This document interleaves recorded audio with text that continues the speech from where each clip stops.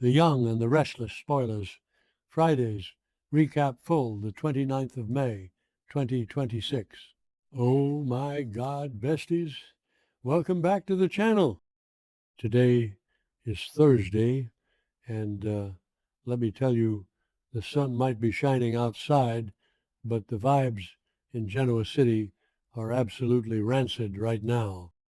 Grab your iced coffees, lock your doors, and strap in, because we are going completely off the rails today, and I am bringing all the piping hot tea. You guys, I am deceased. Stop what you are doing. I am literally shaking. Wait, we need to talk about this now. I am literally filming this while I'm running errands because I just had to jump on here and vent. My soul has actually left my body, and I am typing this from the astral plane because what just happened on The Young and the Restless has permanently altered my brain chemistry. I am genuinely, straight up hyperventilating right now. Send help. We are not just watching this show anymore, we are invested. Like, I am personally offended and totally spiraling over the absolute cinematic mayhem that just unfolded at the Newman Ranch.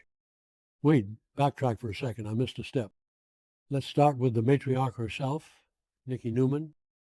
Bestie, be for real right now. Nikki is officially on the verge of a total breakdown.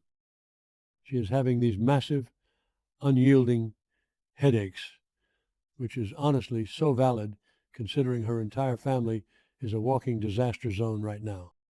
Victoria, who is genuinely trying to hold the crumbling Newman empire together with sheer willpower and a blazer, tells Nikki to just go lie down and close her eyes. But does Nikki get to rest? Absolutely not.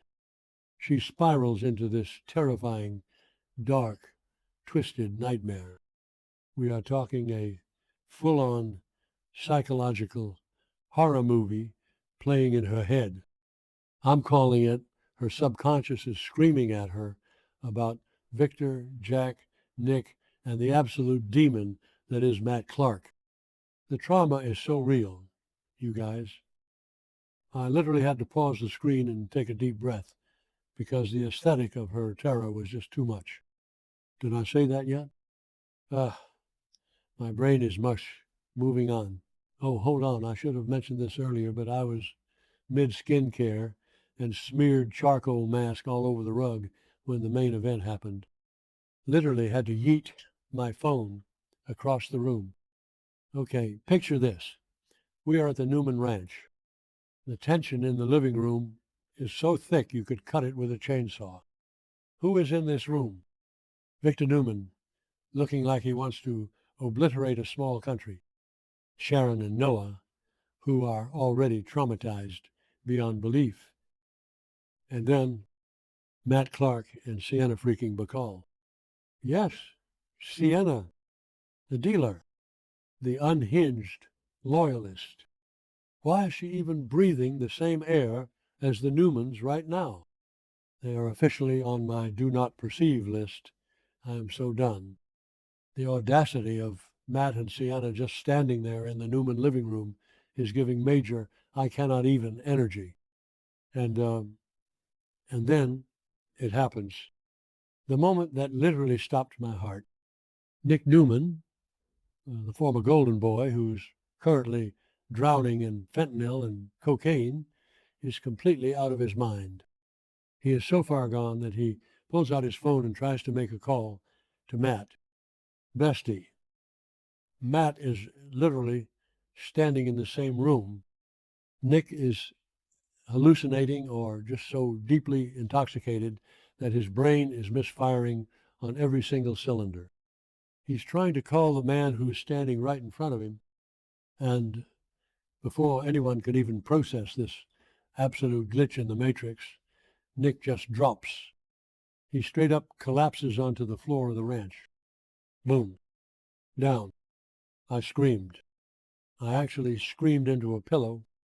Sharon and Noah are shrieking. Victor is rushing forward, and the entire room descends into absolute chaos. And here's where I completely lost my mind. Matt Clark, the man who's been parading around Genoa City claiming he has total amnesia, looks down at Nick and immediately realizes it's a severe drug overdose. Wait, I'm glitching. Okay, back to the main event. How does a man with no memory know the exact signs of an overdose in a split second? He just casually diagnoses the medical emergency of the man he has been actively trying to destroy. It is so unhinged. Matt's smug, calculating little brain couldn't help but show its hand. He is a fraud. We all know he is a fraud. And this just proved it. Victor Newman, who is basically a terrifying mob boss in a tailored suit, sees this. Does Victor panic? No. Victor goes into full-on lockdown mode. He realizes that in the middle of this life or death crisis, Matt might try to slip away. So what does Victor do? He grabs Matt and literally locks him inside the Newman home gym. The gym. I am genuinely obsessed with this detail. Like, of all the places to hold a supervillain hostage, Victor chooses the room with the treadmills and the free weights. I was staring at the screen like, is this real life? The aesthetic of Matt Clark, trapped in a luxury home gym while Nick is dying in the living room, is a cinematic masterpiece. Manifesting a total dumpster fire by the next update because Matt is definitely going to break a mirror or use a dumbbell to escape. And don't even get me started on the vibes of Victoria Newman in this moment. Victoria is panicking, but she is a problem solver. She realizes that calling 911 isn't enough. They need someone who truly understands the darkest depths of addiction. So she picks up the phone and makes a desperate emergency call to Jack Abbott. Jack Abbott, you guys, Jack is Nick's sponsor. The history here is so deep and so messy. Jack and Victor have spent decades trying to destroy each other, but when it comes to Nick's life, Victoria knows Jack is the only one who can pull him back from the ledge. But let's be entirely real for a second. Jack is currently a whole mess himself. He is basically juggling Diane's rage, Nikki's emotional dumping, and manipulating Patty Williams like he's playing 4D chess with a live grenade. And now he has to drop everything to rush to the Newman Ranch to save Nick from a fatal overdose?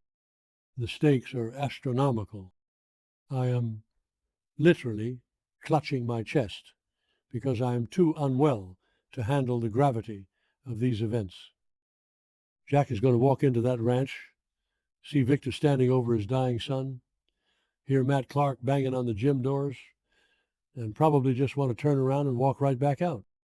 It is a messy, unfiltered, emotional train wreck, and I am absolutely living for it.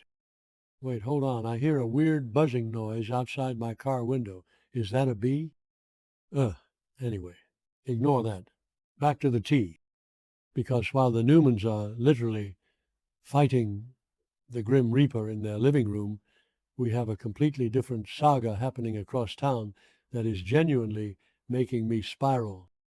Let's pivot to Holden Novak and Stephanie Simmons. Did I mention them yet? My brain is literally vibrating. I can't even remember. Okay, so Holden and Stephanie get this massive update regarding Malcolm Winters. We know Malcolm has been fighting for his life with aplastic anemia, and Kane Ashby just pulled the most devious, manipulative stunt ever by offering his bone marrow in exchange for control of Chancellor Winters. So Holden gets this medical update. If Malcolm is actually starting to do better, it means the pressure is slightly off, which gives Holden room to breathe. And who is he breathing with? Claire Grace Newman. Besties, We need to talk about this dynamic now. Holden and Claire have been getting closer and closer.